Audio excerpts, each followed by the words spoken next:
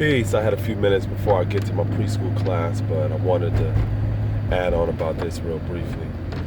I recently produced a new episode of Atlantis School Talk Radio, and it features an interview with one of my Earth sisters, Wisdom Be Born.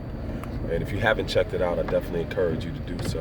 You can go to directly at www.soundcloud.com/AtlantisBuild, and it is episode 52. That, as well as any of my other episodes, you can also download so you can take around with you and listen to them that way as well.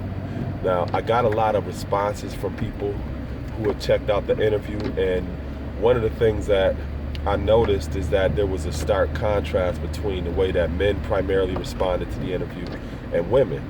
One of the things that I gathered from the women who reached out to me after listening to the interview is that some didn't have consensus on what it means to be an Earth.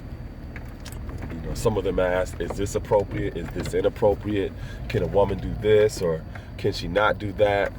And if she's in a relationship, is she able to be with a man that is not in the culture? Does that still make her an Earth or does it not make her an Earth? So there wasn't a general consensus with some women when it came to what it means to be an Earth.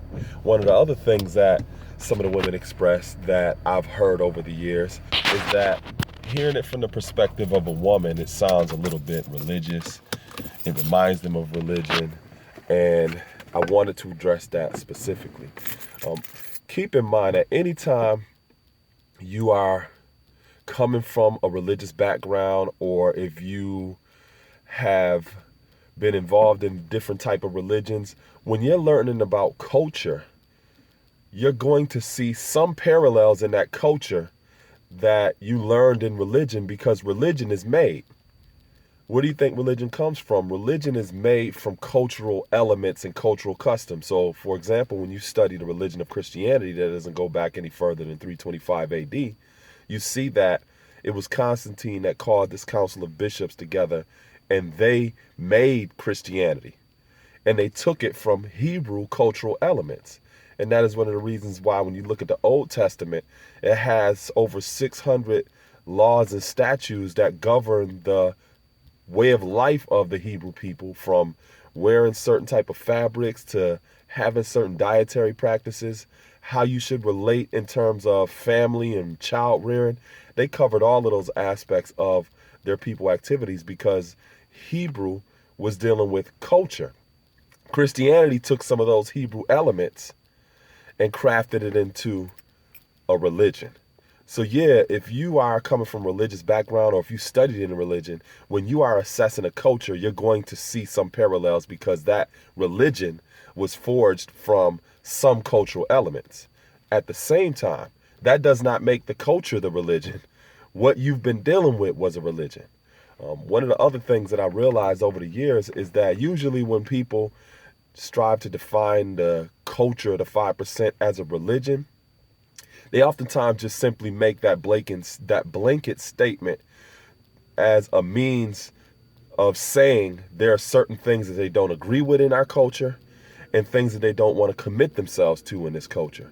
So one of the things that I've learned to do is, as opposed to just accepting someone telling me that what I live is a religion, what I do is I engage them in a issue by issue, situation by situation conversation so that I can see specifically what it is that they disagree with and what it is that they don't want to commit themselves to. Because once you get into that nuts and bolts conversation, you can find out more specifically what it is that they just don't agree with and what it is that they would rather do instead of committing themselves to these particular cultural values and principles. So for example, if a person were to say, well, that sounds religious to me, if a person's talking about some of our dietary practices of not eating bottom feeders or shellfish or anything like that, I would engage in a conversation with this person and say, well, what do you think is something that you would rather do?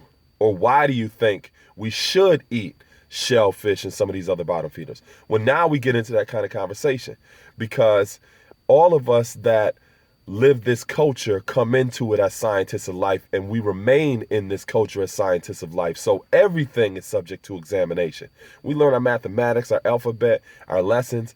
We're examining all of this. We're not just believing it and taking it on face value, which means our journey in this culture in terms of gaining knowledge of self, of who we are, and being a resource to other people depends upon us being thorough in what we are examining. So we welcome that. If people come to us and say, well, I think you should do this instead, please show and prove that.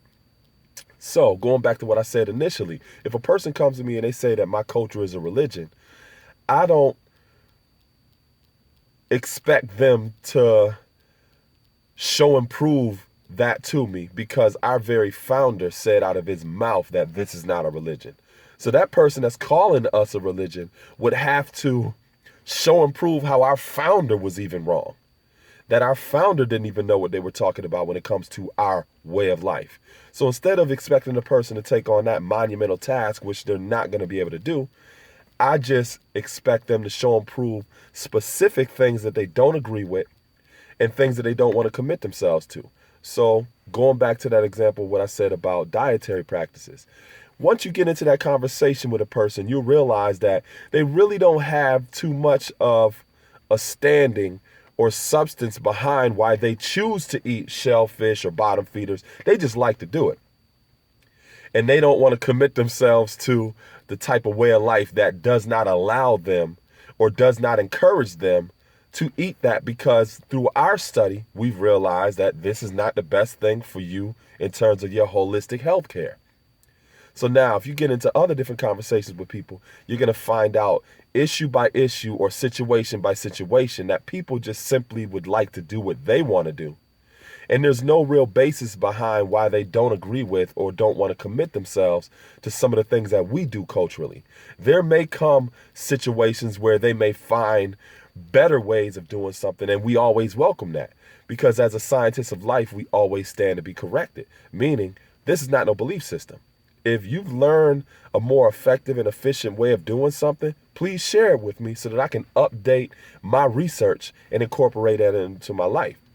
So this was inspiring, it was empowering, it was educational, and gave those of you a good technique and approach to use when a person that doesn't really know the totality of the culture strives to define it as a religion.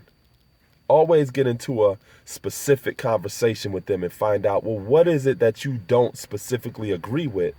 And share with me your evidence to support why you choose to do something different. And that's how you really find out where a person is, as opposed to just accepting, oh, y'all doing something that's religious. So, peace, and I'm out.